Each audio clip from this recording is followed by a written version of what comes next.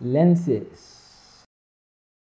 The camera lens is the other half of the equation. Factors like how sharp the image is, how blurry the background is, called a bokeh, and how much of the scene is included in the image are all determined by your camera lens. The focal length of a lens determines how much of the scene the camera captures. A 35mm lens captures a wide angle that includes much of the scene. A 300mm can crop in close on a far off subject. So zoom lenses have more than one focal length in the lens, like the 18-55 lens, which is a basic prime lens. This is a Canon prime lens for Nikon users.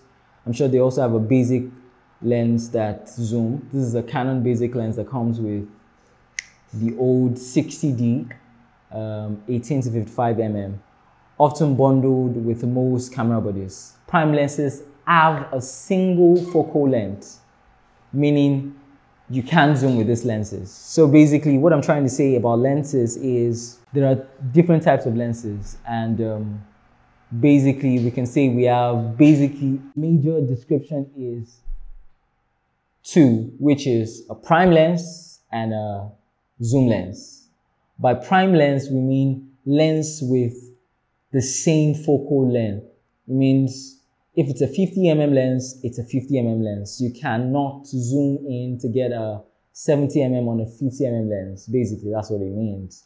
If it's a 35mm lens, it means that you can only get a view of a 35mm. Regardless of this fact, is the fact that if you have the same 35mm lens on a crop sensor camera, you will be getting a different view. It would no longer be a 35mm lens like it is on a full frame body. It will become a more zoomed in, a more cropped in image. That would usually for crop cameras, it depends on the crop sensor of the camera.